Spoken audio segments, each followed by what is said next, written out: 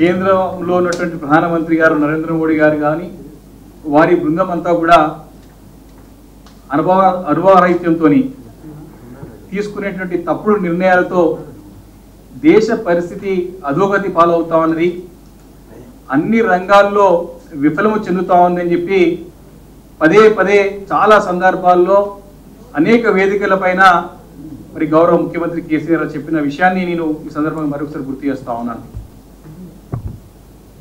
మొదటి నుండి కూడా నరేంద్ర మోడీ గారు తీసుకునే నిర్ణయాలు అన్ని కూడా ఆరంభ శూరత్వమే. ఏ నిర్ణయం తీసుకున్నా అవి స్లోగన్లకే పరిమితమే తప్ప వాస్తవంగా గ్రౌండ్ రియాలిటీ ప్రాక్టికల్ గ్రౌండ్ అయినటువంటి ఏ పథకం కూడా ఎప్పటివరకు సక్సెస్ అయినటువంటి పథకాలు ఎక్కడో కనపడలేదు.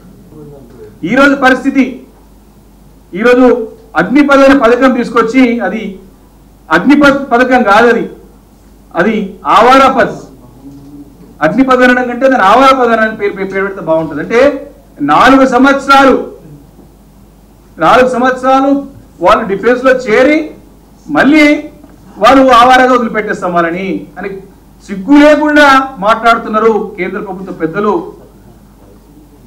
ఆర్థిక రంగ నిపుణులు, రక్షణ రంగ నిపుణులు తీవ్రంగా వ్యతిరేకిస్తూ ఉన్నారు.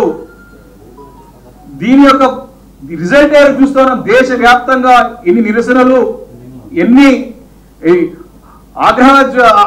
ఆగ్రహంతో మరి యువకులు మరి 4 సంవత్సరాల నుంచి కూడా ఈ యొక్క డిఫెన్స్ సంబంధించినటువంటి వివిధ దళాలకు సంబంధించినటువంటి నోటిఫికేషన్ చేయకుండా, రిక్రూట్మెంట్ చేయకుండా పెండింగ్ పెట్టి మరి ఒక కొత్త